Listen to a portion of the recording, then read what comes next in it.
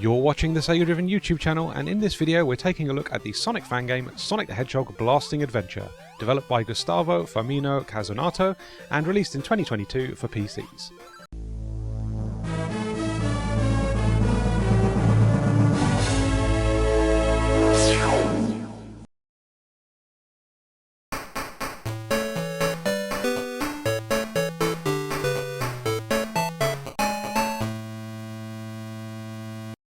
Now, stuff like this is precisely why I love Sonic fan games. The community leaves no stone unturned, which is why we now have Sonic the Hedgehog Blasting Adventure, an expanded PC remake of 3 bootleg Sonic games for the Game Boy. Blasting Adventure combines all the original stages from Sonic 3D Blast 5, Sonic Adventure 7 and Sonic Adventure 8 into one game and expands them greatly. The original Game Boy stages had only a single act each and no bosses, so Gustavo Firmino Cazonato has expanded every stage with 2 acts and a boss. There's even a new flying stage where Sonic gets the rocket boots from Sonic Chaos and flies through space to connect the ancient ruin zone with Robotnik's hideout. I love little touches like that, and every stage does it, naturally transitioning into a new area and creating a world that feels interconnected. So now we've got 5 stages with 2 acts apiece and the aforementioned bonus flying stage. The whole game is presented like an 8-bit Sonic game on the Master System or the Game Gear, but with a much larger screen resolution so you can see more of the stages at any time.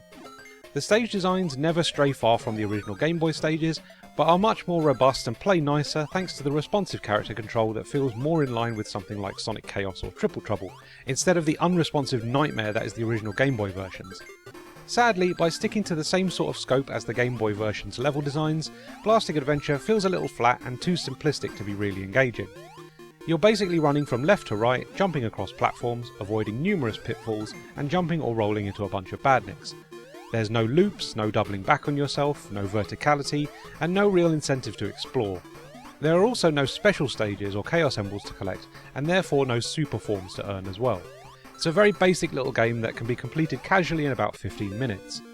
The only incentive to play again is the fact that you can play as Sonic, Tails or Knuckles, each with their own moveset to muck around with, but ultimately you're just playing the same game 3 times. Sonic the Hedgehog Blasting Adventure is a game I find more endearing thanks to its premise of expanding and preserving 3 weirdo Sonic bootlegs for the Game Boy. Playing it is absolutely fine, and it's nice and responsive and breezy enough to play through in a single sitting, but you won't come away from it being wowed by any sort of spectacle or cool new gimmicks. It's a very simple little game that achieves what it set out to do and nothing more. If the concept alone sounds appealing to you, then I definitely recommend you try it because it's a fun little game and it doesn't put up much of a challenge. Even its bosses are fairly simplistic, never really changing their patterns or entering a pinch mode to spice things up. Just jump into them enough times and move on.